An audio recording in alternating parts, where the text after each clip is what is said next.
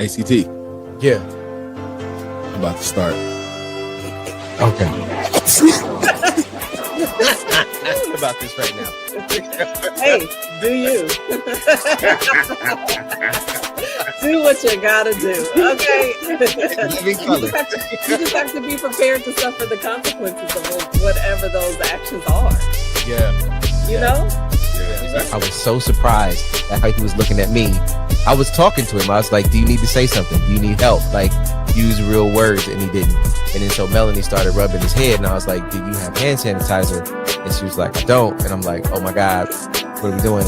And then I think she's about to sneak me. So she calls my dad, and my dad comes in. He got this big cowboy hat on and everything. And I know he don't know how to read, so I ain't worried about him at all. So he sits next to me. now Which I we don't know think it people wasn't about us. need to use the hammer if he was using a gauntlet for evil. This just doesn't make you pure and worthy enough. That's your phone,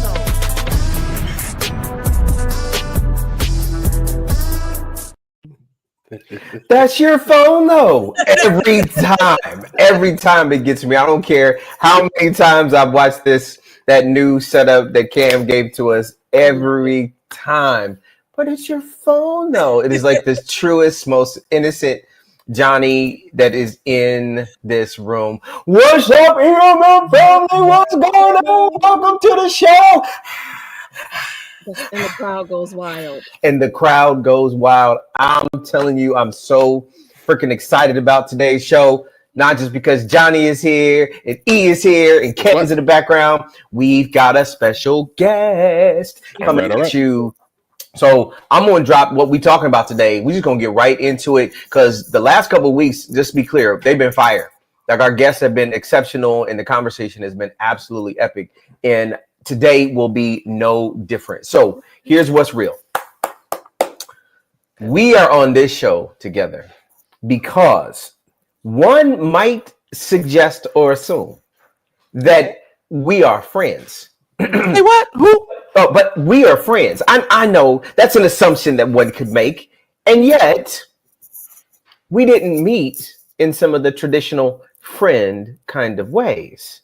We actually met in this, I think they refer to it as the workplace. Mm-hmm. Mm-hmm. So let's be real about it, right? And Johnny, I took some notes so I could be prepared for this conversation for you. I got you.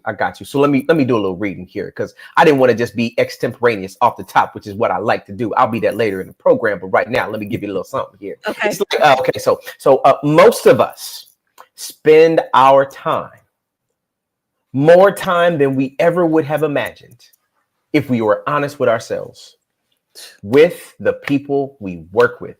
More than our families, more than the people at church, more than everybody else, we spend all of this time with our family. Mm-hmm. The question I want us to think about, or at least one of them, but those relationships that we have, those people that we spend time with, are we too close to them?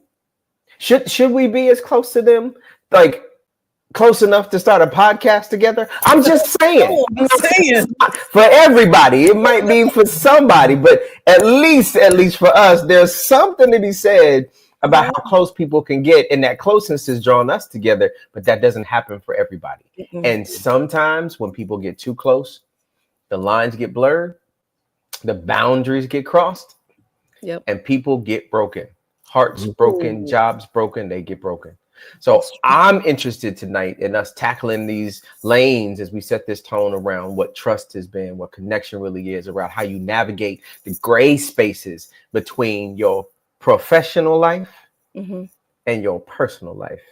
And how do we make it healthy for each other? So Johnny, I'm going to pass it to you so you can introduce our special guest so we can get deep into this discussion. Let's get it. What a great intro. What a great intro. Got me over here thinking. So y'all, I'm so excited about today's guest. My heart is actually beating fast because I'm so excited that she's on here.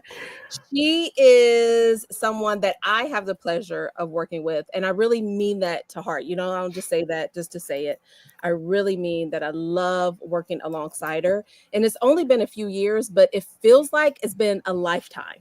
You know, we've had conversations like maybe we've known each other in a different lifetime. I don't know. But she's just that girl. She has built an incredible career around creating people-centered cultures in a place where it's often driven just by numbers, but she always remembers the humanities. There's been several conversations we've had where she says, why can't we just be better? Let's just do better. What's so hard about that? Because she believes in the power of just being good and being human. She leads with heart. And I'm just so grateful that she is here with us. So let me introduce everyone to our friend, Carlin Lynch. Come on. Guys. Oh, Johnny, you're going to make me cry. I felt that so deep in my heart. Thank you for having me. We're so happy you're here. Hi, friends. It's good to see you. Oh my God. Good to see you too. Joy, just real joy. What's up? What's up? What's up? This is what workplace friendships will get you. This is what happens. Don't hold back. Give your whole heart. This is what happens. I love it. All right. So we're going to kick off the conversation before we get into the topic for tonight. Like E said, behind the stage, we're going to kick off with some rapid fire questions. All right. So I'm going to kick us off and then we'll pass it over to E and then CT. Bet. Okay, Carlin, are you ready? She's ready. Always ready. She's always ready. Okay. So Carlin, let's do something a little, okay. What's either the best, I've stolen this from Brene Brown. What's either the best advice you've ever received or the worst advice you've ever received? And you want to warn all of us about it here today. So it could be about work. It could be personal, whatever. The best or the worst? So good. God, all the layers of advice. All right, I'm just going to go with what came to me because we don't have all day. Okay. So one of the things that I love is just the whole bloom where you're planted saying.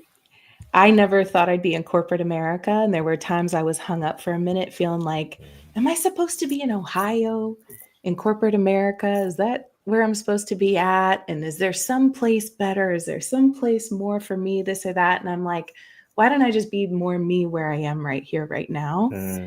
And it really changed my life when I kind of started to say it's just an easy excuse, I think, if things aren't ideal where you are, to say the place is the problem. But if it's like, you can be you anywhere. Yeah. And I think that's beautiful. The worst advice I ever received, I think maybe it's just the advice would be what I witnessed and what was modeled for me. Yeah. And I think leading through fear, like using fear as your motivation. Yeah. And it's not that it doesn't work. It does work to an extent, but we can get into that. Yeah. Okay, another one. What's your favorite way to recharge after a long day? Okay. My favorite way to recharge is just to like hold my kids, just hold my babies and smell them. Yep. How many kids? Tell us names. Isaac is 6. He'll be 7 at the end of the month. And then Evie is 4 and she'll be 5. Oh, yeah. Love it. They're so fun. I love it. Isaac Evie. I love it. I love the fact that you actually did an I before E. Except you have a daughter. After C. After C. Yes, I know. Yes. I love how your brain works. Yeah, because instantly I was like, I couldn't help it. All right. Nothing like a grammar joke.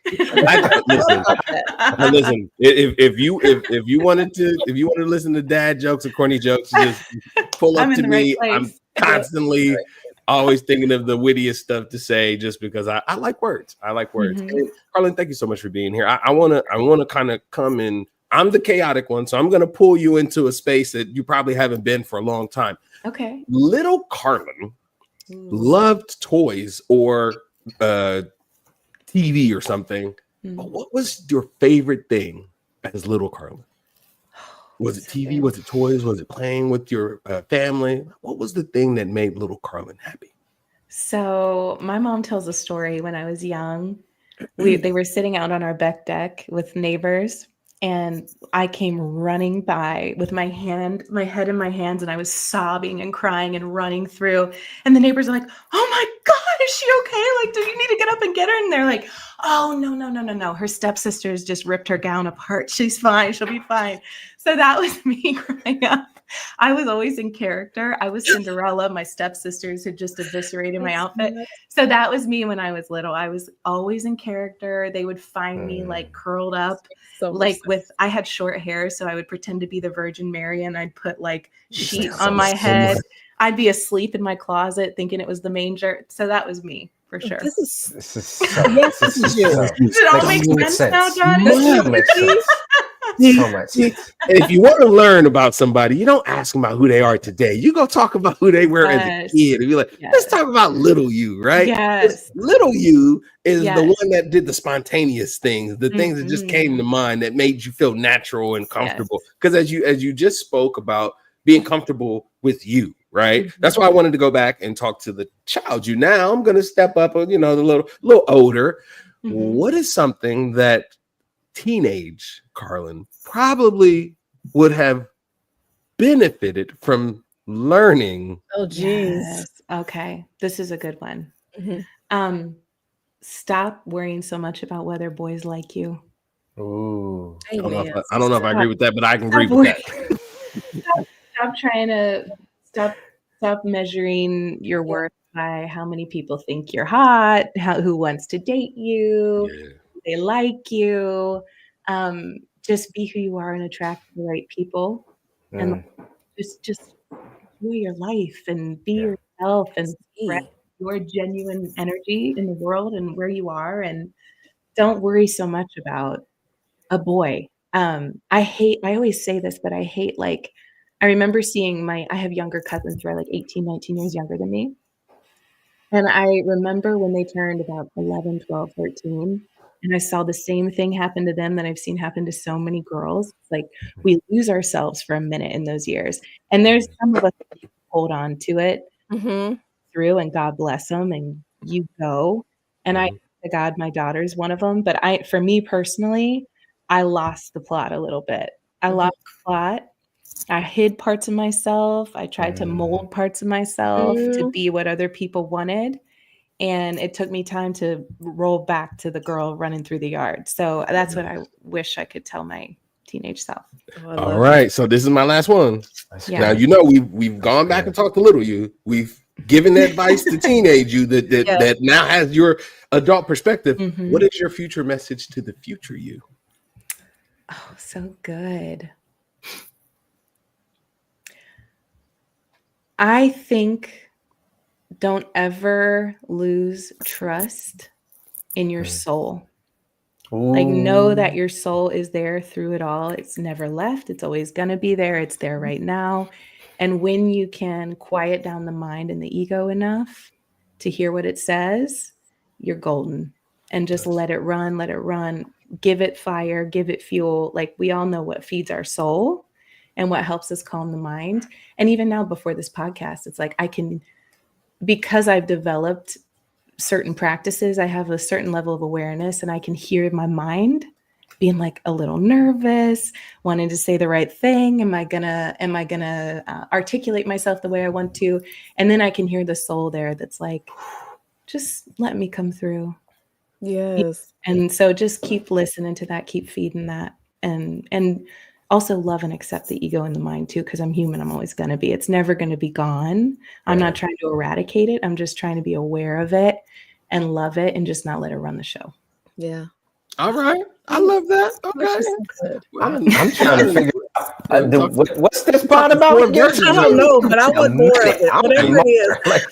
I don't think I can pass CT the questions. I'll tell you what, though, Eric, these questions are awesome. I love these questions. They really make you think. Yeah, I always surprise people with my questions. That's the trick to me. I love them. Well, which person was that? That clearly wasn't AOC. That was Eric. That's AOC. That was AOC. That was them AOC questions. That when they want to go. That wasn't easy E. That was tough E. That's right. It's gonna be a good one, people. No, that was difficult. E. There you go. There you go with your dad joke. The There you go. Good one. Yes. My grammar joke. For those of you who didn't get it, difficulty. So anyway, okay. So I know Cam is in the background having a hard time with this Cam whole will shut thing. us down on jokes. We do not like jokes. I love it. All right, so my rapid fire questions, I'm going to try to lean us into some of the conversation too that deals with some of the workplace stuff. So, you ready? I'm ready. Work bestie or work boundary? Bestie. Lunch alone or lunch with the crew? Lunch with the crew, but just the crew. Just the crew. Okay, that's clear. I understand that. Big team retreat or small coffee catch up? Oh, I would say big team. Well, my team is small though. So like big team implies a big group of people. But if it was our whole team, I would pick that. Emojis in an email. No emojis in an email. Emojis in an email.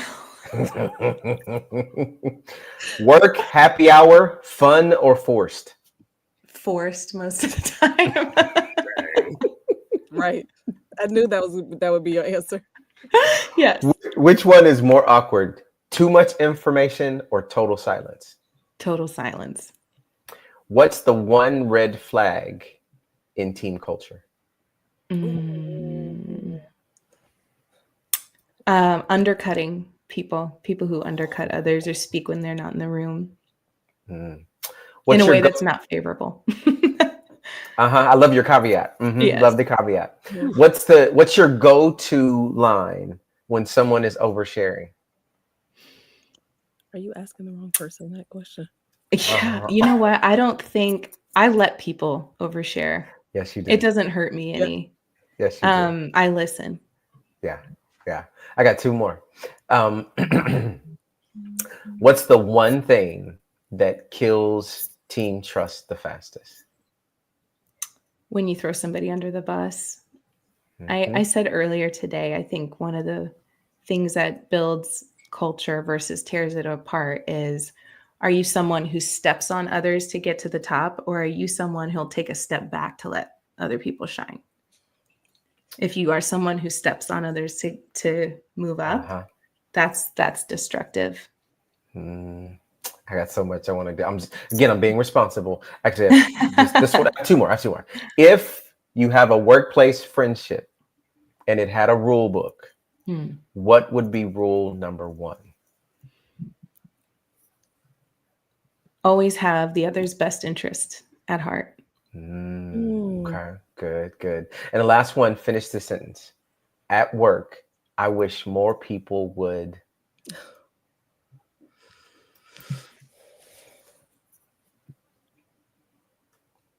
Retain their humanity. This is why we're friends. I promise. This is why we're friends. I had all the wrong answers for all of you. What do you say when people are sharing too much, E? Why are you talking to me? It's the face. Actually, it'd be like, is this still happening? That's it. Because I'll be looking around. That's what swivel chairs are for. Right. I really do. Is this still happening? So funny. I love it. Oh my I love gosh. it. This is great. Oh my God. This is Johnny, back to you, my friend. Back to you. I'm gonna laugh during this whole episode. My face kind of hurts. I know already. And that last one in my mind, I'm like, do you want people to do at work more? Like wear deodorant, wash their hands. I'm thinking like basic BO type stuff. Like he's thinking hygiene. Yeah, like hygiene stuff. You're like, oh, you mean like behaviors? Oh no. Johnny, what would your answer be? Hygiene tips will never hurt the situation. Ever. Get out there. Johnny, what would your answer be? What? Which At work, you wish more people would what?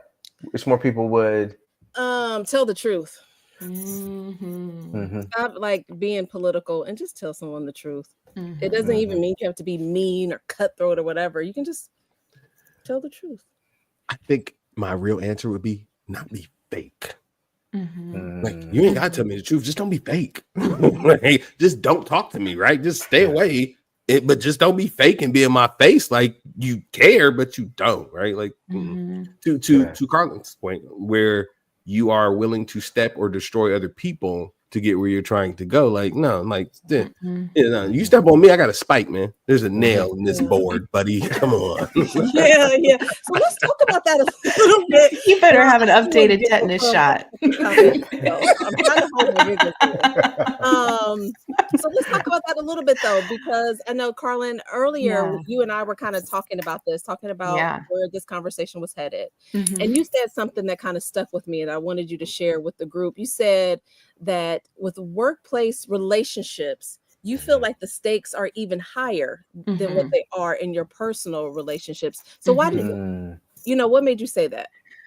Our work is our livelihood, and it's something we're tied to beyond each other. Like, if you meet someone out in the world at a coffee shop or a meetup, or you meet through other friends, you can come in and out of each other's lives, you can drift apart. But when you share a workplace, it's similar to when you date someone at work. Although I think that's even more, the stakes are even higher. Yeah. But when you're in a workplace, you are going to have to not just enjoy each other's company, you're going to have to collaborate. You're going to have to solve problems together. You're going to have to hopefully help one another. You're going to have to be together. Even if you don't like each other, you're going to have to coexist in the same space. So if you're entering into a friendship at work, and there's also a lot of ways that it can go sideways. So, and if it goes sideways, the consequences of that are more than just the personal. It can affect the professional. So that's why I would say it's higher stakes. And it's something that you should be intentional and conscientious about, and not just immediately put everything out there. I think trust is something that you build, and it's foundational to any healthy relationship. But especially if you're going to have a workplace friendship, the trust is key. You've spent a long time like building cultures, right? Yeah. What are some of the things that you notice? I know CT asked the question about red flag, but talk a little bit about that. Like, what are some of the things that you notice? Like, oh, this needs to be fixed, and here are some ways that we can possibly fix this to help us move to more of a healthier culture. What does that, when it's done right, what does it look like? So I guess, like, start us off with, like, when it's really bad, what are some things that you're kind of aware of? And then what does it look like when it goes really well? You know, I think this is the story in the hero's journey where someone sets off in life and they're thinking that one thing is what they should be after. And often that's some sort of extrinsic reward or accolades or title or validation, something coming from the outside. And oftentimes the way that we assess our worth is how we stack up to other people in our culture at large, in the larger culture. Am I better than this person? Am I worse than this person? Do I have more than this person? Do I have less than this person? And we tell ourselves a story about what that means. That's what kind of our culture does. And we're trained from a very young age to compete and to earn spots and to earn certain grades and to be at a certain percentage. And so when you go into a workplace and you have all these individuals who are chasing the wrong things sometimes, thinking it's going to make them feel worthy. But then some people, I think, wake up to that and realize the way I've been living and working and competing in the world, I've done it all the way that they said I should, but why do I still feel worthless or not worthy enough? And then I think that's when a lot of people start to wake up and flip the switch and say, hang on, I got to go inside. I've been doing this outside journey. The journey's in here. Yeah. And then once you do that, you realize, oh my gosh, the biggest chance I have for fulfillment and actualization is not to get to the highest job title on the org chart. It's actually to have the greatest impact on the people around me. It's to truly like connect with and be a light for the people around you. And if everybody had that perspective, we would be unstoppable. And I think when you're in teams, I am on a team with like you, Johnny, and some other ladies. And I feel like we're wired in a different way where we get so much from one another at the soul level, and then we give so much to each other. And it's just a beautiful dynamic. And I think that's what we all want. You think about communities and tribes. It's when everybody could count on each other and everybody gave and everyone got from the group and everyone gave to the group and they got satisfaction from the giving. Mm-hmm. And we can have that on our teams. And when you do, it's amazing what it does. CT, I think you're. Yeah, listen, there's something reciprocal about what you just said, right? The context of it is more blessed to give than to receive. And yet in the environment that we call work, mm-hmm. because we all have different, I'm trying to be good today. Okay. Eric told me I need to be good today. Just be real. You're fine. Listen, I think all of us come to this conversation around the environment and the culture we go into based upon our own lived experiences. Mm-hmm. Some might think that one environment, like you just described, could be toxic for them. But you all have made that work because of who you all are on your team. There's some people that shows up on your team, be like, nah, y'all touchy-feely, y'all too much lovey-dovey, y'all too soft. Like, nah, I don't want that. I want something a little bit different. So imagine, if you will, if we're kind of granting a little advice or perspective, somebody shows up in y'all's ecosystem. Y'all have established what your culture is. You've decided what toxicity looks like and what it does not. Mm-hmm. What do you do when somebody shows up in your space and they are not your culture? They're not your community. They're not who you ideally would want in your space. What do you do? Mm-hmm. How do you manage it? How do you handle it? You shut them out. You mean girl them. We got good Johnny tonight. Right. You tie their shoelaces together when they're not looking. Right. And when they get up, they trip. Yeah, you put a picking sign on the back of their back. Yeah, 100%. That's what we do. I want names because it sounds like this has happened, Eric. This has happened to somebody. Look, I'm gonna be quiet on this subject because I have been the person that walks into the space and I get my shoes tied and mistreated because they don't like me. So I'm gonna be quiet. That's right. Totally kidding, everyone. No, you can't take it back now. Okay, so good point. Mm-hmm. I think it is up to every person and every life situation life presents you with to look at this, what the situation's bringing up in you and say, you have the opportunity to do this. You don't have to do it, but they can look at that situation and say, is it them or is it me? Like, what's this bringing up in me? Mm-hmm. Or are they doing something that's toxic, that's wrong, that's, with any situation, with any group dynamic, there's the individual and there's the rest of the group. So for us on our side, I think what I try to do when I'm not connecting or gelling with someone, or I can tell maybe like there's just a disconnect, I just keep trying to see in them, because we all have, to me, and again, this is going to get spiritual, but this is just how I see and operate in the world. Okay. I look and I say, they've got a soul.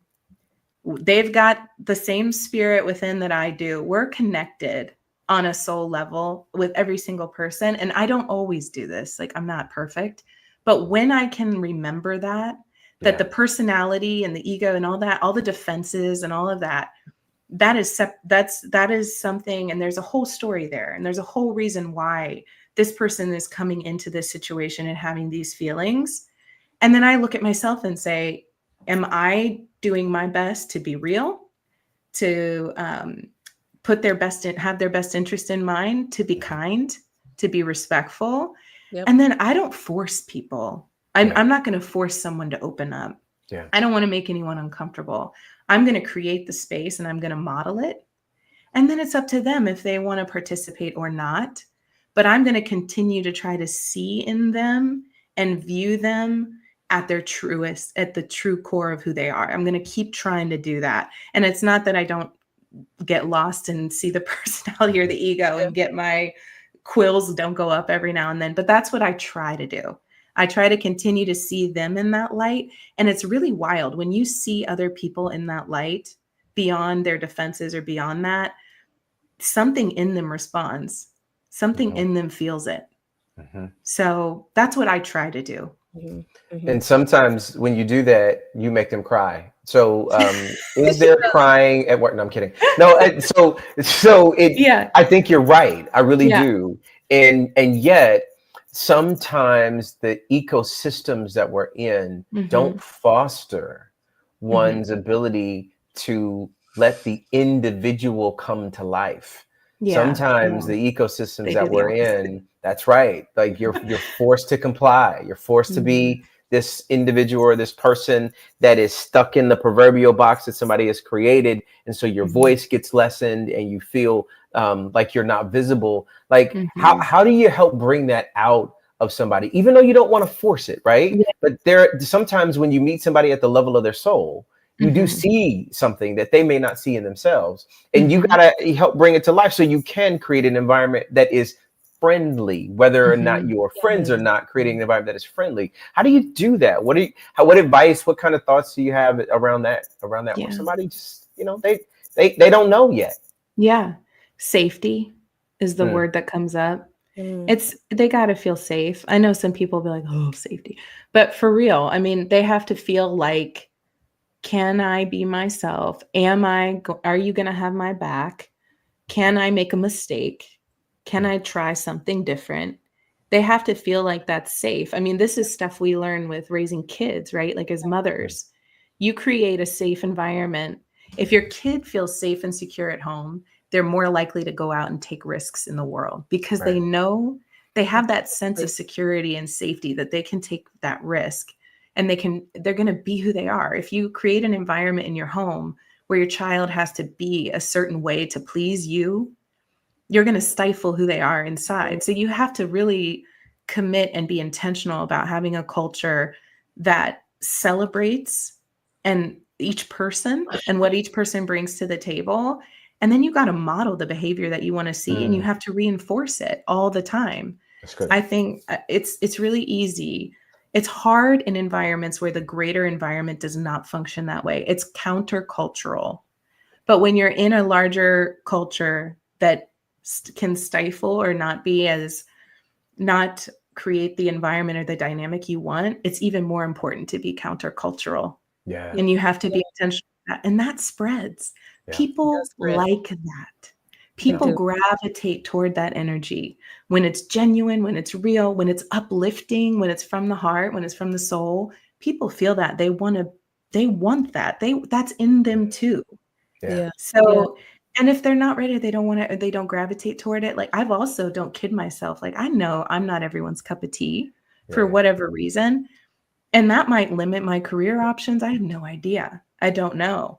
But then I have to say, what are my values and who do I want to be and what's most important and what is my measure of success? And I know what that is. I'm super grounded in that. So it's okay if that has certain implications, Okay. And I just wanted to say too, I think it's very important that if you are that person, that you are finding your people, right? So maybe it does not look like our team, right? Or, we've used that as an example where we're very like loving and we share and we talk and the whole nine. Maybe it's not that. Maybe it's someone who does have like certain boundaries that they don't want to cross, but can still be friendly. I think it's so important for you to find your people. We can't always, although I know that there are times where the larger system, I always call it a machine, like the larger machine here is doing what it's supposed to do. We can't always point to that when you are you, right? No matter where you go, you're still going to be you. So, so I think that's just important too. Like find your people so that you can feel those connections and build those relationships. And there's all kinds of people everywhere in every place, no matter where you go, you can find all different kinds of people. And boundaries, like what's a boundary? It's going to be different for different people. People have different levels of comfort with different things. And sometimes that's again up to us to know where our boundaries are. And it's okay. And also to acknowledge when you need to put one in place. Like if you are uncomfortable, something doesn't sit right with you, you don't feel like you're being treated right or something, like if you get that anger or that discomfort or whatever, that's just your body, your energy, your emotions telling you need to set a boundary. And that's up to us to do that when we need to.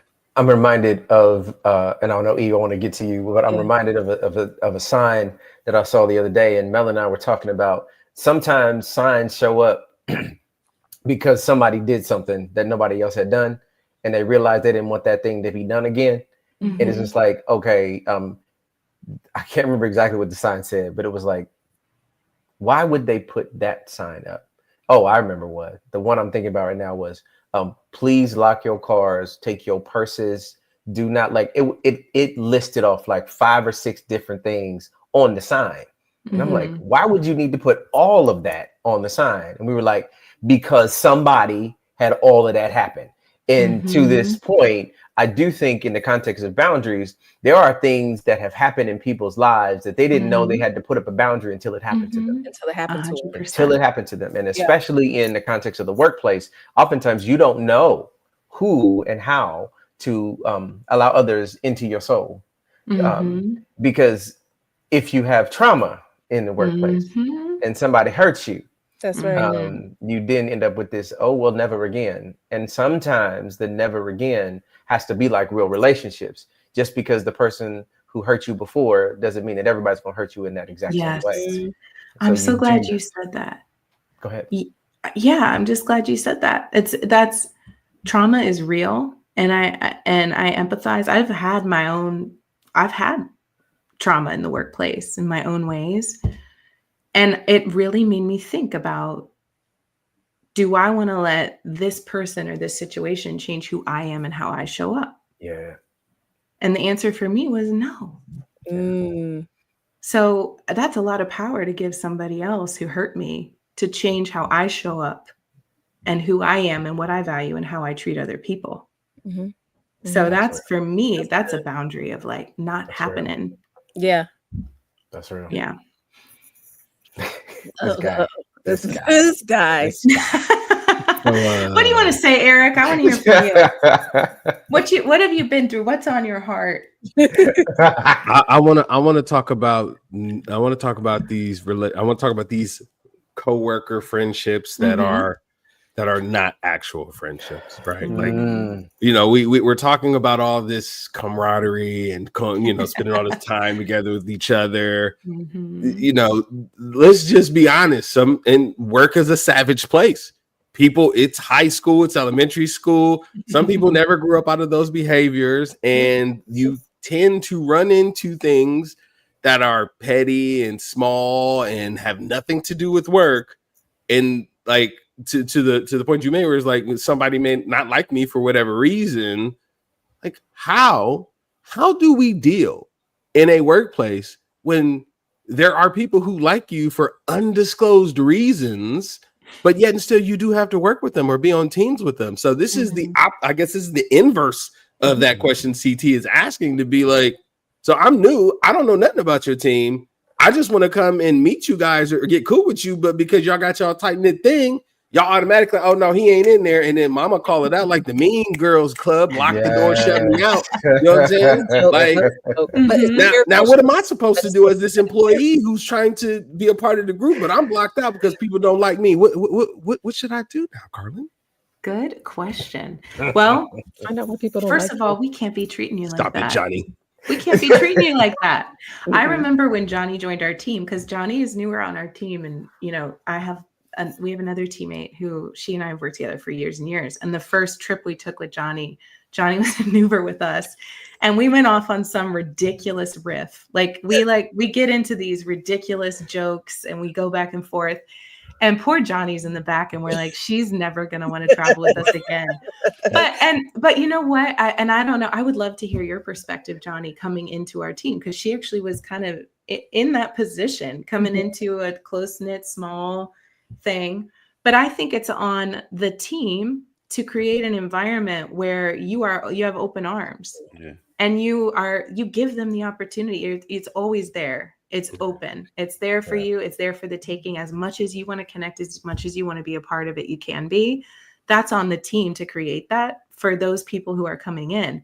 It only benefits all of us. It's awkward and uncomfortable, If you have a team dynamic where some people are getting along, then there's Susie who like no one can stand or who makes it weird. Like we want everybody to feel comfortable because then we all feel comfortable. Yeah. But Johnny, I don't know. You tell me, what was it like coming in and being Oh my God, it was so easy. It was so easy. It was so easy to come in and just jump right in. And I was like, oh gosh, these girls are crazy. They are crazy. They are my kind of people. It was easy. It was really easy. Yeah. There's no way to describe it. So crazy recognize crazy? Crazy knows crazy. Yeah, it was my kind of crazy. I loved it.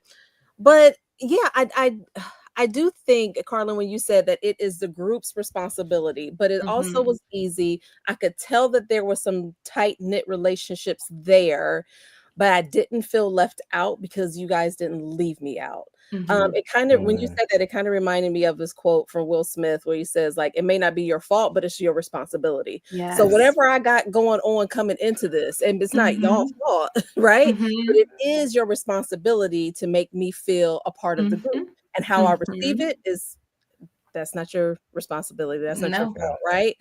But it is your responsibility to create an environment where people feel welcomed. I love that. I like that. Yeah. Okay, Carlin. Now that we know how to make the person who didn't feel invited a little bit more at ease, because Johnny My Liege was like, oh, it was so easy. They just accepted me. They were easy people. I mean, I've been in situations where it was not easy. Yes, I mean, me too. I was like, screw those people. But So the thing that I'm going to kind of pull on now is going to be like my wind up to say, like, what is a true benefit of having a coworker that you can identify as a friend? Yes. Where do I start? Well, first of all, I know this is feeling kumbaya for some of you. People might maybe mad, like, oh, come on. Like, my workplace sucks or this or that. Stress, we know work is like the number one cause of stress in people's lives. And then within that, the relationships at work are what people cite as the most stressful thing. So this is not easy. I think the reason Johnny and I are geeking out a little bit is because we know how blessed we are to have the dynamic we have now. We haven't had that all the time. Yeah. Like I haven't been, every team I've been on hasn't just been like this perfectly formed dynamic. I've always had people whose personalities were more difficult to work with. I've had people who were wonderful all the way through my career. I've had, the gamut. And again, I think everybody teaches you something. That might sound cliche, but the most difficult people that I've worked, who were difficult for me to work with, they had a lot to teach me. Why am I uncomfortable with this person? Why am I triggered? Why am I letting this person get to me? You know what I mean? I have agency and ownership of my emotional state and my response. And so I got to figure out, what am I outsourcing to them? Why am I bothered?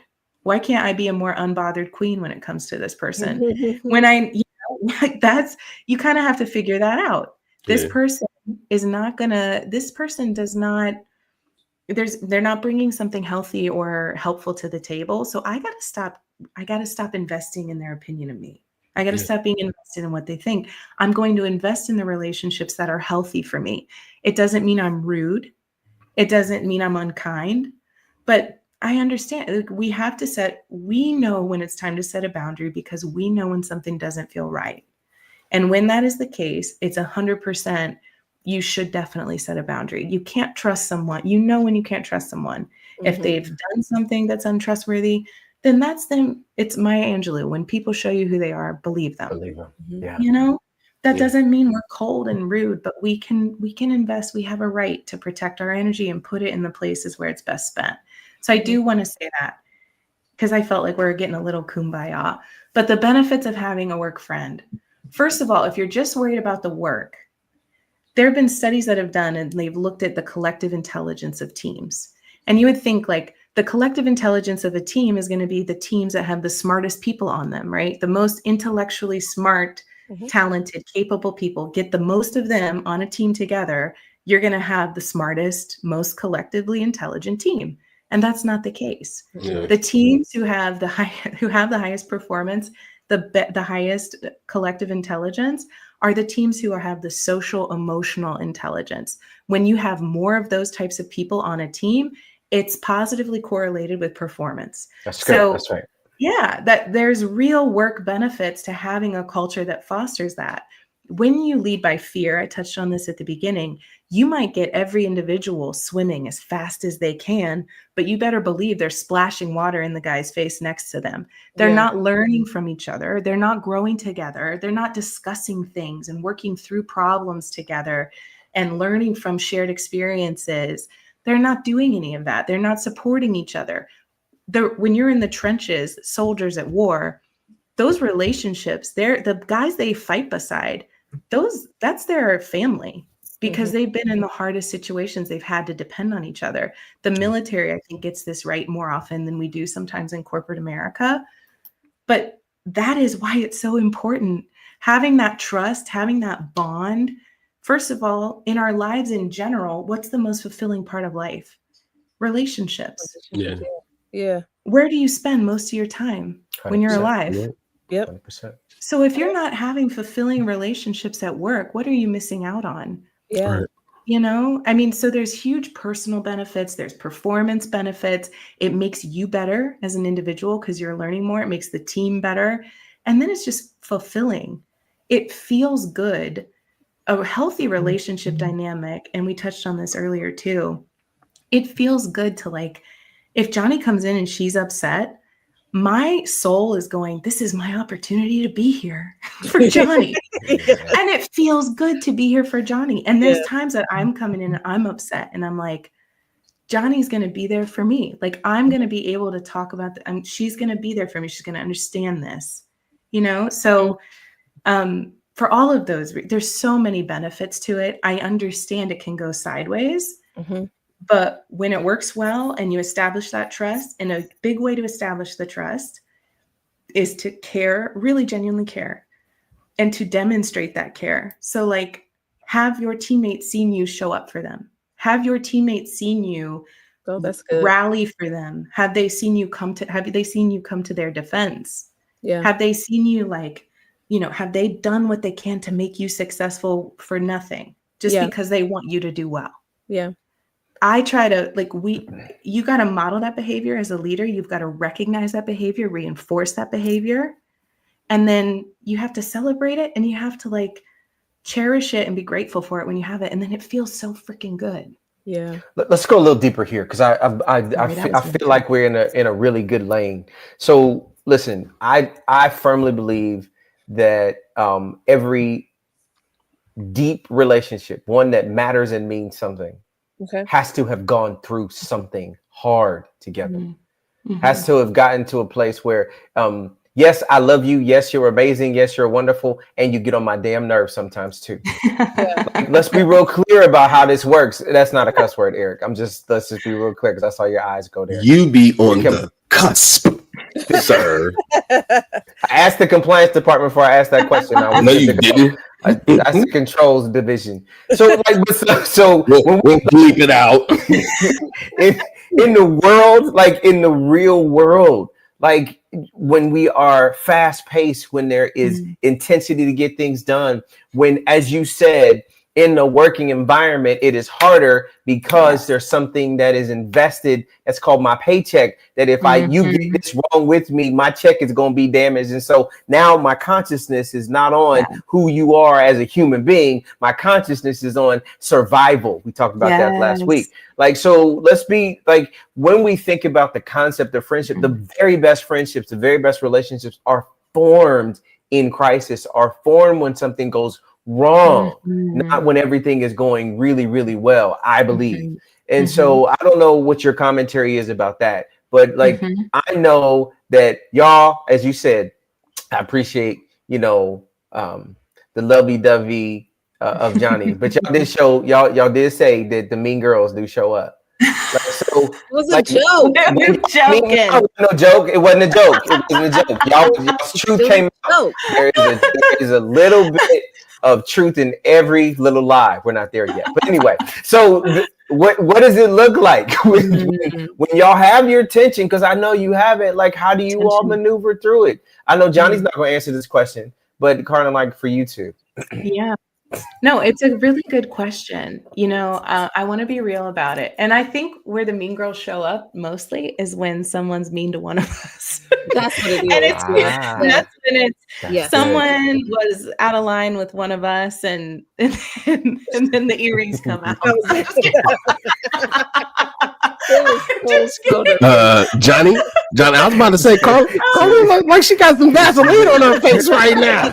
She's ready. Oh, so funny. Okay, so no, like there's times we disagree for sure, and there's times the stakes are high. Yes. I always like to remember, though, it's easy to be nice when everything's going your way. It's easy to be a good person. Right. It's easy that everything's hunky-dory. Like that's when it's easy. So I try to remind myself when I feel myself getting bothered, or I feel myself not at I'm getting upset, or I'm getting angry, or I'm getting frustrated, or I'm getting whatever. It's important for me to recognize that. The quicker I can be aware of it. And CT, you mentioned like we go into different parts of our brain when we're in survival mode. That's we literally go into different parts of the brain, older parts of the rational, logical, collaborative, creative parts shut off, and it's fight or flight or freeze. Mm-hmm. So the best thing is to be aware of when that's happening. Mm-hmm. Yes. Can you be aware? How quickly can you be aware of when that's happening? And usually it's not all of us at once. So usually not all of us are stressed out at once. So if you see someone's kind of in trouble, or they're having a hard time, or they're not themselves, can you recognize that in them? That's good. That's it right and there. Give them like a little bit of grace. Or if it's you, can you give yourself a little bit of grace? That's good. There's been times that I've felt like I had to come back to the team and apologize, because I don't ever, when negative things happen, you can create a story around them that make them worse. Mm-hmm. And then you can all pile on and really get into it and make it feel worse. Or the other way of handling that is you can acknowledge it. You can let people vent, but you don't have to have the worst possible interpretation of the situation and the least powerful interpretation of the situation. What gives us our power back in this moment? How can we see this in the most generous lens? And it usually takes a minute. First year, because your initial response is so automatic, but there's been times I've had to come back and say, I think I contributed. I think I piled on too much about that thing or that issue.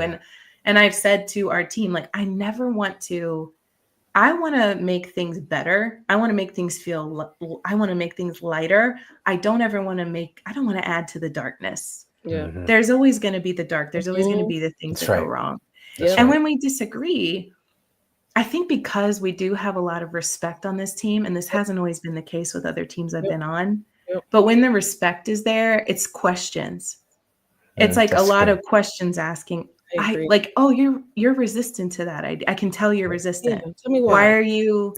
Why do you feel that way? Because the other flip side that it can go wrong when it's all kumbaya a lot is we're scared of hurting each other's feelings. There you go. Right. Yep. There you go. So we can't be our best if we're afraid to disagree. And I was talking about this earlier when we were at work, and I was telling my other teammate an example of what I love is when you have that deep respect. If your foundation is wanting the best for the other, I was putting this deck together, this presentation, and my teammate looked it over, and I was asking for her feedback. And she was like, she gave me some specific feedback on this one slide about it needing to be more visual. It was 100%. It was better because she gave me that feedback, but I could tell she was hesitant to tell me the feedback. Yeah.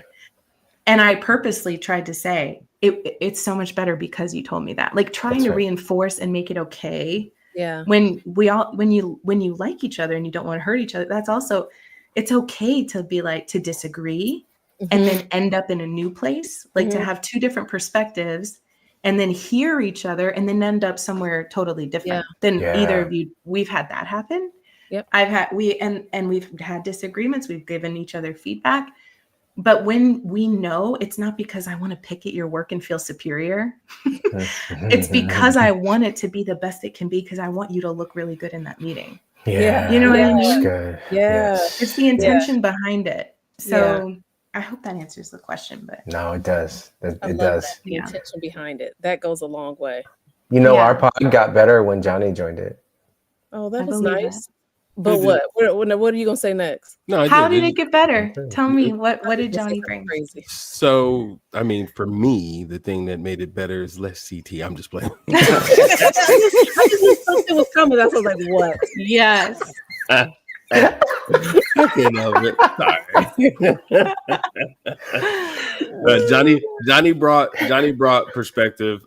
She brought a wonderful softness to the messages sometimes, but then she gave practicum, right? She gave us things that we can go execute out in the world to be better people, and just the level of research and respect that Johnny brings to any conversation. I mean, that's why she's my leash.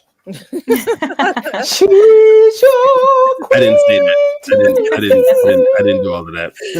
Oh God. All right, so her beautiful smile too, doesn't it? Thank you, Her guys. huge. It ain't got nothing to do with smile. it. It got nothing to do with her smile. No. Yes, it did. Yes, it did. Yes, it did. Yes, Nope. it did. Nope. I think that was the first thing I noticed about Johnny. Like, I think I had a Zoom call with you when you were interviewing for the team, and I was like, oh my God, you have the most beautiful smile. Oh my gosh. Thank you. That's so sweet. Yes. That is so kind. That is Thank so you, kind. Mama. Can I just say this about the intentions? Really, I just agree with it so much, because I've been in those situations where, okay, so you create something and it's your little baby, right? Yeah. And when people come in to poke holes, you can, I can't say everyone else, but my initial response is to get defensive. But when I know that it's coming from someone who has good intentions, I can say, oh, this is you. You're tripping, not the other person. When it's coming from someone else, it's like, you just don't want me to do well. Yes. Right. But I'm still like giving them the side eye, like I'm not listening to anything you have to say. Right. So that foundation that you were talking about, I think that makes a huge difference. It causes me to kind of just reflect and check myself. Okay, I had to get off my chest. I had to say I got you. I got you. No, I got you. I'm 100% bought in. So what we're gonna do before we move on to our Pretty Lies and Ugly Truths, we're gonna go over our questions that we got in the chat. So Cam, can you go back to that first question that we got? It was a doozy. All right, Mama Mary said, what do you do when you know someone on the team is betraying a team member and you are just coming in and the team does not have that insight? Mama, from my perspective, out of that mess. Mama, from my perspective, this would be an opportunity to talk to your manager or someone of that nature and let them know that you have witnessed some things, or you can go to HR. But in most cases, I ain't gonna lie, like in most cases, if you seeing somebody mistreated, I mean, typically you would go to HR and just kind of state your observations. That would be my thing. But I'll open that to anybody else who has a perspective. My name is Bennett and I ain't in it. If you all up in it. Betraying a team member and you are just coming in, a team does not have that insight. Oh no.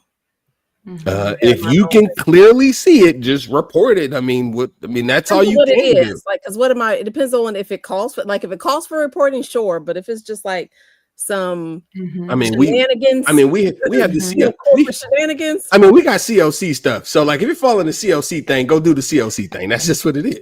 What it is. I mean, otherwise, I don't know. I think the thing you have to be conscious of is that if you see it, that means you're sensitive to it. And if you're sensitive to it, now you're going to limit what you bring to that team, because you're seeing a behavior, a practice that could and will impact how you show up, what you can deliver. And whenever you see that person, let's just assume you have to end up working with that person. You now have a bias for that belief system based upon what you saw before. So there's a couple of things one could do. You could, if you see thing, you could comfortably, responsibly, and in a human way, confront it with that person. Hey, I see this happening. Can you help me understand why it's happening? What's going on? If it's truly egregious, like Johnny said, you got to, as they say, if you see something, you must say something. And you must require somebody to do something, and then you make them follow up. Because if it's just to see something, say something, it may or may not get done. And now you've left yourself vulnerable to not being able to bring the very best person you are to the work. I hear you, Johnny. You can give the deuces, but if on your team somebody's betraying another person on your team and it impacts the body of work that's coming through, that's your scorecard, that's your potential bonus, and now you are on what's in it for me. And if what's in it for me is now being impacted because somebody is doing some shady stuff, you got to say something. Yeah, How but you you choose added to a do it. lot of caveats to that. Some You texture. added a lot on. Context, texture. You got to have context for it. Yeah, it can't just be that somebody got betrayed. That has nothing to do with me, and I'm moving on. Yeah, and we know you a duck your head in the hole type person. That's cool. Ain't nothing wrong with that. I don't think it's about ducking your head in the hole, but you can't get into all the workplace shenanigans. But this isn't workplace shenanigans. This is your specific team. Someone on the team is betraying a team member. So this is very specific. Right. And you're coming into that team. Yeah. And I'm just coming in. I'm really not seeing anything. Well, hold on, wait. I'm back observing, taking note of everybody who I can and cannot trust. And that person who's betraying it is the one. The number one. They're the mole. They're on the list. They're on the list. You gotta get a betrayer. I think though what y'all are getting at is how important context is. Yes. You know, and understanding, because sometimes you see something and you think you're seeing something, and then you get the full picture. Like I've had so many times where someone came to me and told me something, and then I heard from the other person and it was a completely different perspective. So I think context is so important. Just make sure you have the whole picture. When you're just coming in a new team, it's easy to make a judgment without all the information, because something might look kind of shady or messed up, but you don't know the dynamics at play. And again, this is with the caveat of, if it's cut and dry and it's egregious, all of this is out the window, report it. Yeah. But if it's like just some weird, shady kind of, they're not treating someone right, then I think have the conversations with the person. I think the first thing of, this is what I'm seeing, help me understand what's going on here. I think that's a good conversation to have. But it does open you up. I mean, it's that person then, if they are shady, you're on their list at that point. But I'm okay being on that list, because I would have ended up there anyway. Yeah. Listen, the context is my statement, right? Context on the content allows you to comment. If you don't have context on the content and you comment, it's going to create confusion. So you've got to have context for the thing you got to do. Keep your mouth shut. So let me go ahead and stitches. Carly, you gonna drop too many like little. I just want you to know, like, they everybody checking like. You guys, I hope people know when I'm joking. Oh no, we know you joking, but then like, because it was like the earrings coming out. Everybody got Vaseline on right now. They know you throw hands, okay? They know you throw hands. Oh, that was good. Oh, those hands. Okay, all right. What else we got? So now, so I do know that. So we're gonna have to. We have some technical difficulties today, so we're gonna skip over the pretty lies and ugly truths today. But what I would like to do is go into our final thoughts for today, so we can kind of wrap up this wonderful conversation. You guys, I think we had another question though. Okay.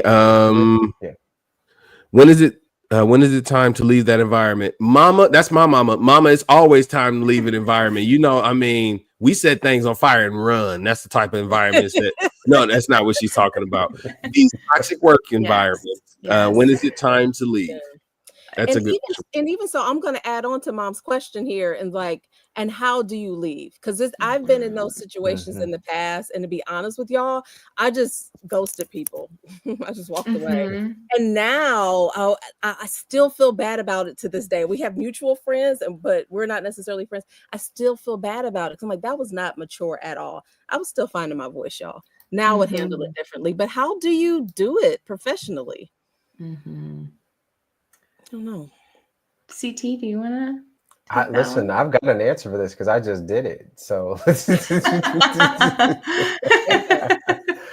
I like everything. It is a deeply personal question, but generally speaking, when you are in a situation where you are working so hard to prove yourself and your value in a space that doesn't return it to you, you need to ask yourself a question: is it time for me to go? I was talking to somebody the other day in a coaching conversation where they were talking about their value and their worth. And I said, well, tell me, does what your values are match the place that you currently are? And they were like, they don't. I said, well, make it make sense to me. Then what are you now compromising? And I do think that when you lose your ability to stay curious, when you lose your ability to recognize that there is an objective way to think about even when things go wrong, everything isn't so bad, but when it all goes bad and it's sounding bad and it's feeling bad and there is no pathway that you can see the proverbial light at the end of the tunnel, you should make provision to think about doing something different. And it may not be you leave the place. It may just be you leave the team. It could be that you leave the place, but you should always have a plan. And I'm of the old school that you have the plan in place before you leave the place. But that's not always the case for everybody that we're talking about. And so I think, Johnny, you're right. It is how you leave. But sometimes it's that you never burn a bridge, but sometimes you burn ships. Right? You want to be able to have pathways to get across to places, but then there are some ships you just don't need to go back to. And especially if those ships are ones that were truly toxic, where they took some of your identity, because it was all about them, like you said earlier, Carlin, where they stepped on you, where they stepped over you, where they used you for their own individual gain. Those aren't necessarily ships that you want to go back to. You may recognize you knew what the ship looked like, you knew what the name of the ship was, and you're never going back to that ship. And that's super important as you think about what exiting might mean, or when you leave an environment that isn't good for you. So that's top of mind. All right. So Cam did let me know that we can do our video clip real quick. So yeah, we fixed it. But I just got an off topic question, like, because this pops up, like, why do things that come on boats called cargo, but things that go in cars called shipments? Okay, so we're gonna move on to pretty. You're on it. You're on fire tonight. You are. Pretty lies and ugly truths. Cam, can you bring it up?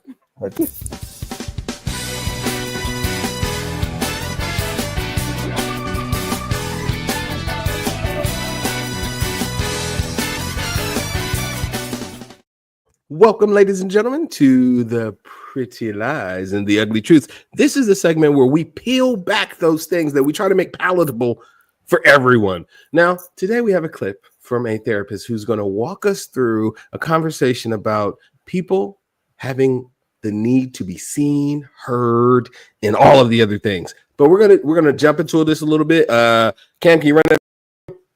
So what I believe is the most toxic trait today is wanting to be felt, heard, and seen, right? And it's not because we don't deserve to be understood, but because this relentless need for what it is, which is external validation, I just feel like it's eroding our sense of resilience.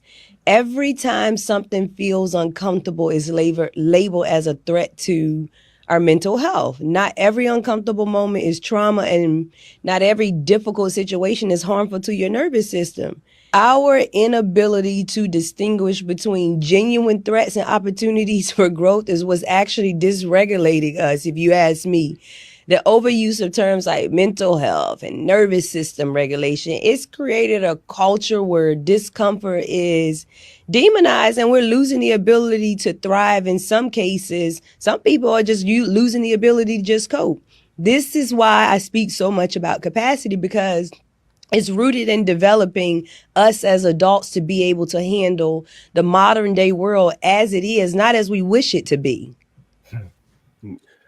All right. So thank you. Now, yeah, that's mic drop right there. I love her. I listen to a lot of the stuff that she put out there. Just know that I'm a follower. Thank you. Guys, I want to get your opinion on what she said, that one of the most toxic things is people's need for external validation, meaning to be seen, heard, or felt.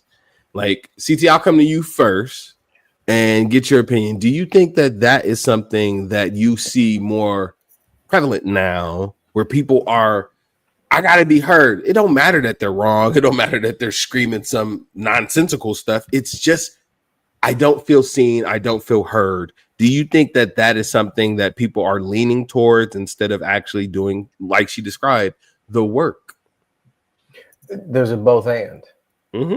I do think there is some generational significance to this conversation. Mm-hmm. I do think that in our current society, the overuse of terms or the misuse of terms, or as we said before, without context for the terminology, it makes it really difficult to understand the relevance of even what she is trying to articulate to us. Mm-hmm. I think there is an expressed sense of, and because I follow this person too, there is a intentionality that she is using in her language that is causing,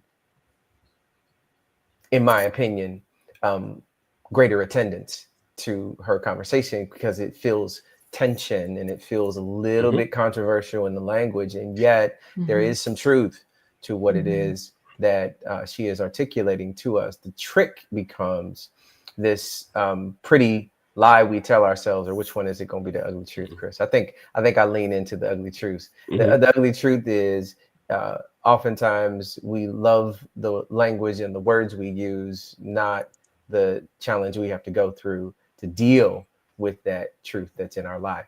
And so if I'm in the middle of something that is uncomfortable, I need to go through the uncomfortability and not just call it something or label it something and never deal with it.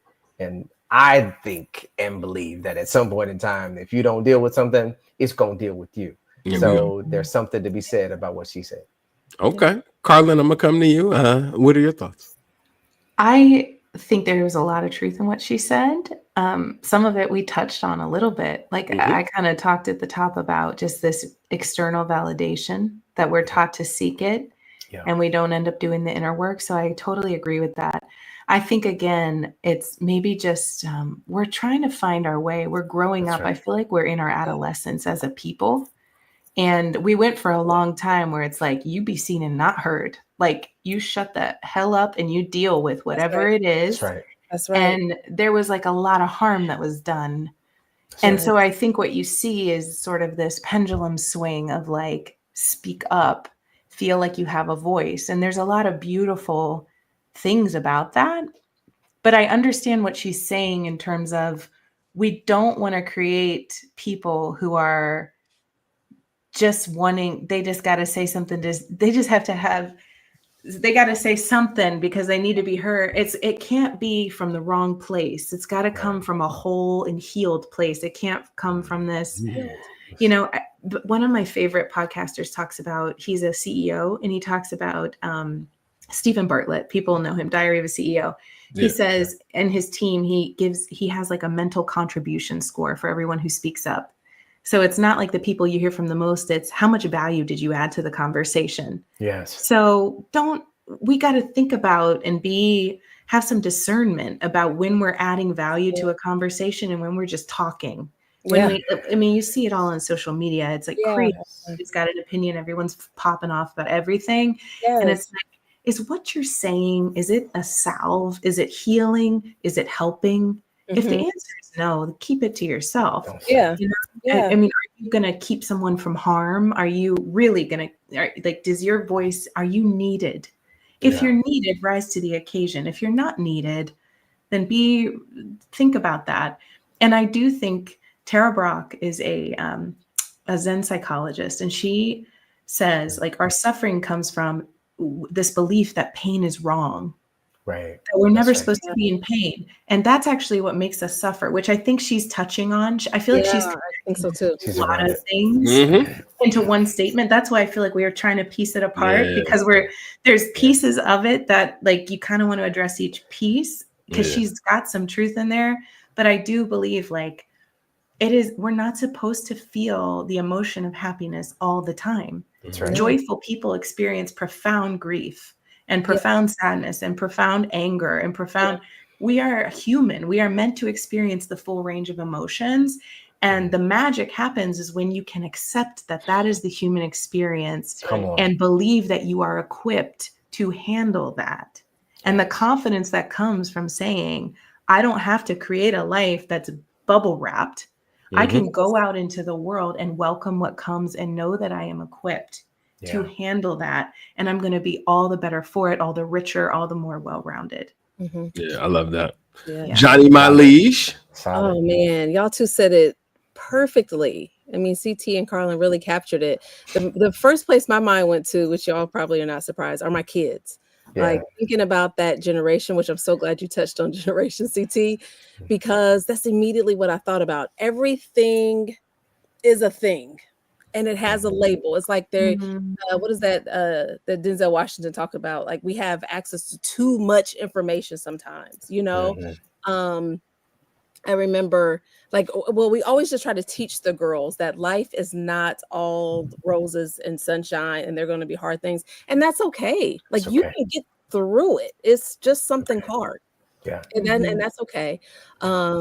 You know, I remember this one time, one of my daughters was like, I just feel like it was all of us sitting around talking, all four of us, and we're kind of chit-chatting. And she was like, I just feel like you guys just don't hear me and don't care about what I have to say. And Terry's response was like, oh, okay, great. I'm glad you feel that way, because we don't. Like, what like you're just being extra right now, right? And it was kind of that every little thing, every little complaint, no, we don't care about. It's not a thing, right? And so I do think that I love how you put it, Carlin, like we've gone a little too far, or we're in this adolescent stage still trying to figure it out. Because when you think about the previous generations, it is so much hurt, so much trauma that we were told to just pray it away, bury it away, whatever, show up, pull up your bootstraps and you're just fine. I saw Sinners this weekend, and some of the context of that film, the historical context of that film, the things that they were touching on, like we've been through so much. And at some point, we got to put a label to the trauma. You got to. All the things. We got to put a label to it, and we got to deal with it. That's been passed down from generations. So I totally understand what she is saying, because I can see it even in my own children.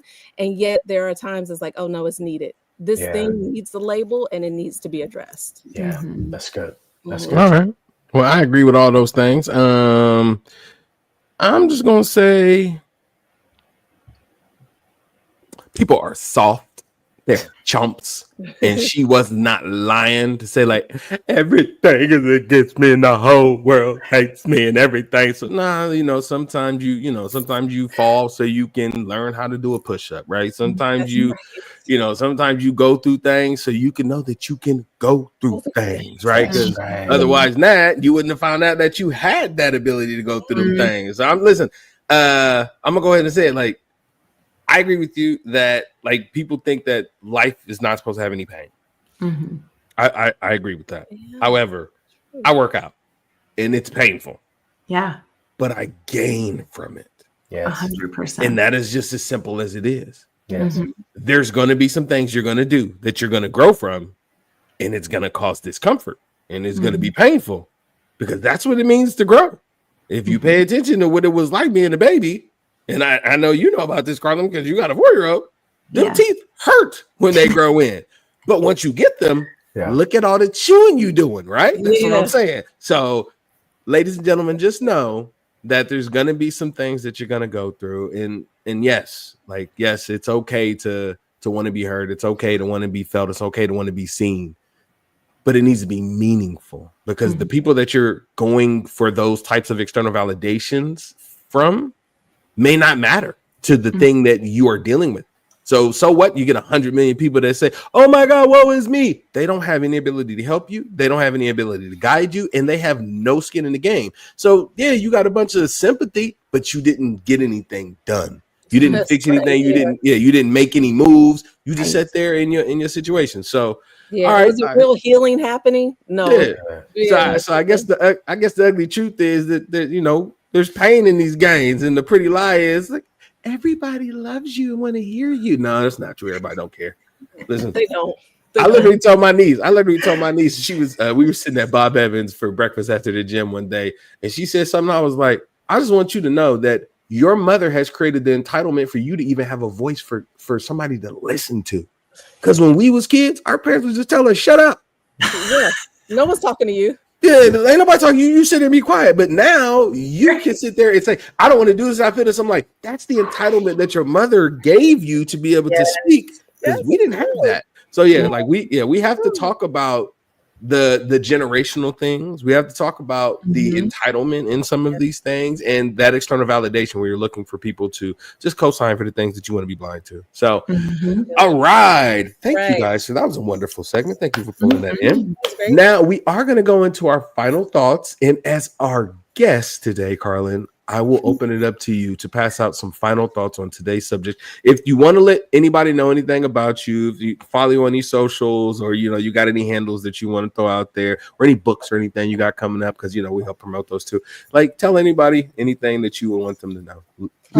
Leave your lasting message. And just one quick thing, as we're going around, can we share like our one guiding principle on building healthy relationships? And we're talking about at work, but it doesn't have to be at work, right? Just a guiding principle on building healthy relationships, all of us. I love that.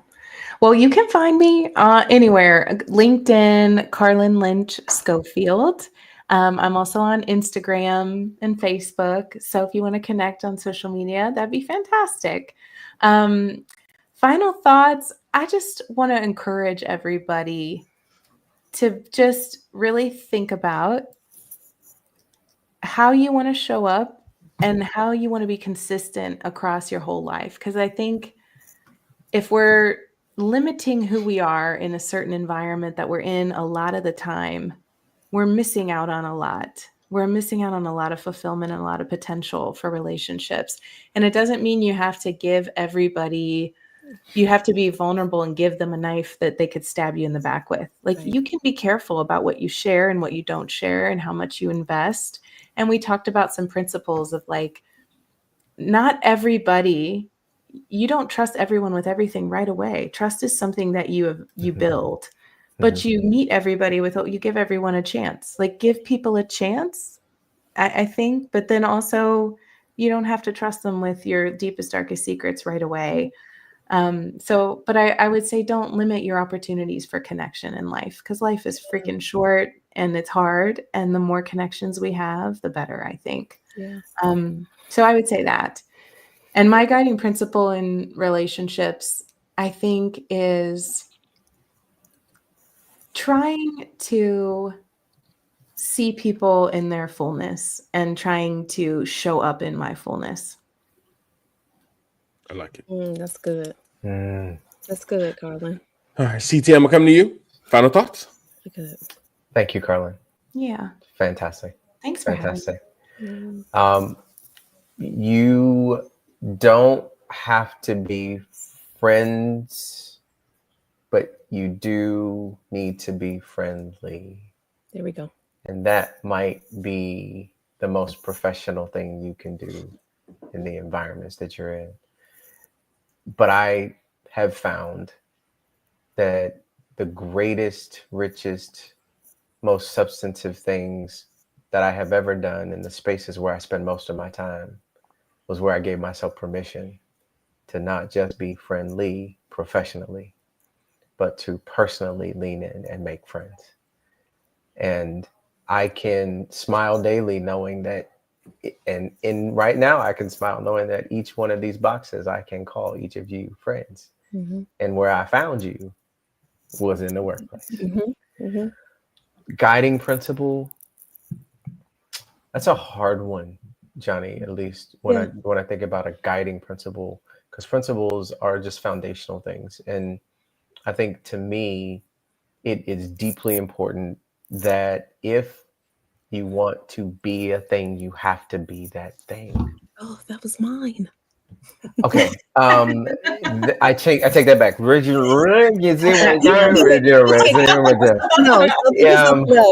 guiding principle is that you can have there is another, right? So and Carlin said it early, but we're human, and I need to be able to know that I can make mistakes, that I can be funny, that I can be silly, that I can be great, I can be not.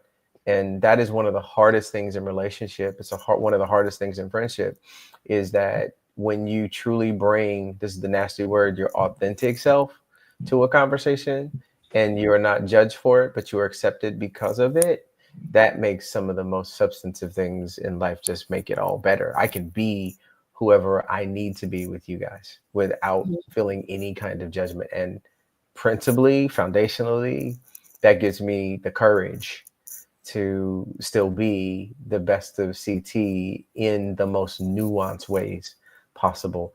And granted, I am more of that behind the scenes than I am in front of the camera, and yet I still get to be that.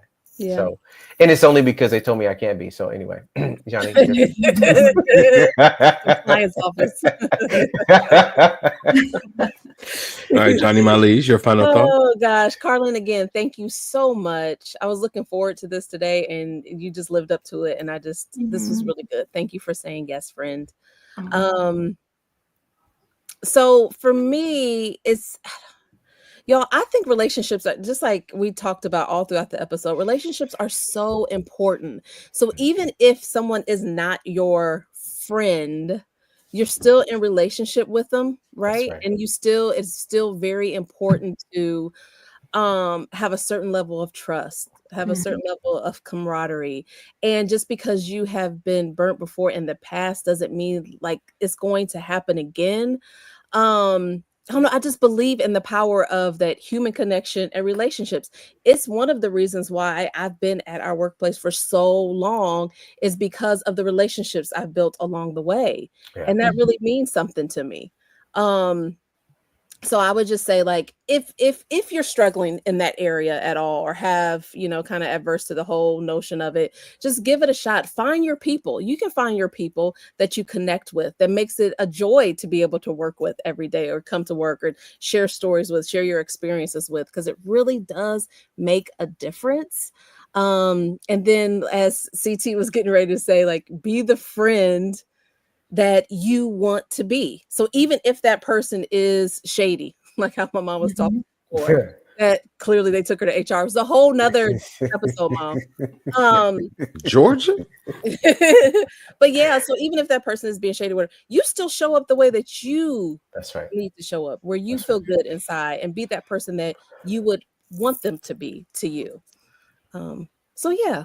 That's good, Johnny. I like that. Just embrace those connections, y'all. All right. My final thoughts is you don't need no friends at work. You don't need them. Okay. Because at the end of the day, they don't put no friendship badges on your paycheck. Don't nobody be like, oh my gosh, Eric, you got paid today. Let me go ahead and buy your lunch. Right. Like people people do not care about you at work most of the time, unless you add some sort of value to their lives, right? This could be joy, it could be humor, it could be entertainment, whatever it is. Most time people don't care. But I will agree that the fact that you do have to show up to this place, it would be nice to have people that you can get along with, you can resonate with, and call your tribe.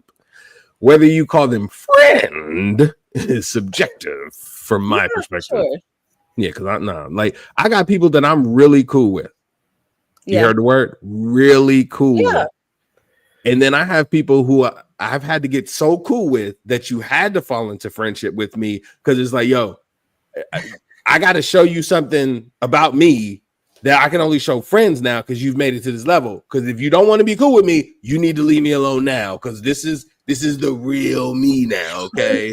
And I will give people that, like, this is the real me. Now, this is your chance to run away before you get there. Because once you in here, right? And then we talk about this earlier in March. Then we talk about the different levels of friends in March. And y'all, I know where I am. I know where I am on y'all's scale, and I know where y'all are. Where are we? I want to know. Why are you laughing like that? Wait a minute. I'm not where I think I am on your scale. I think I don't even know that I'm on the scale. Carlin, you're on the scale. You were invited. She talked highly about you. I was passed over on the patio mattress party. That's not true. No, it's not true. Carlin, he can talk about I didn't invite him over, but in all fairness, there was a time that we were getting rid of old mattresses, and they sat outside in our back patio for a very long time. I can't invite people to our house like that, right? Again. She's got to keep that Yeah, close to the vest. okay, yeah, sure. All right, whatever. Okay, yeah. I'm gonna leave out the other part, but otherwise than that, no, I definitely. This has been a great conversation. You guys are great friends, and I am lucky to have met folks like you in the workplace that I could take out and bring into my life. And you guys actually are there for me in a lot of ways that I probably would never imagine that you would be. So it is a beautiful thing, guys, to actually be able to make friends at work and take those friends out into your life and share your life with them. So, all right, see, I had a little lovey-dovey a little bit. Makes a heart. He has a hard 10, man. Say it ain't so. All right. So with that, guys, ladies and gentlemen, you already know what it is. You can like, follow, subscribe, turn on those notification bells. Make sure that you're hearing all of the tales and you're getting your motivation every single Monday, because it's not easy to be here every Monday for you to keep you going. Now, I know some people kicked off something that's a little harsh today. It's the first day. It's the 21st. It's after Easter. Things have been resurrected that you're not used to 5 days a week. And if you are feeling those things, just know you have a friend in E. All right, guys. Now, with that, thank you, Carlin, for being here. And peace, and see you next episode. You can just chill to the next episode. I'm sorry. We have too much fun. I know. Can't feel the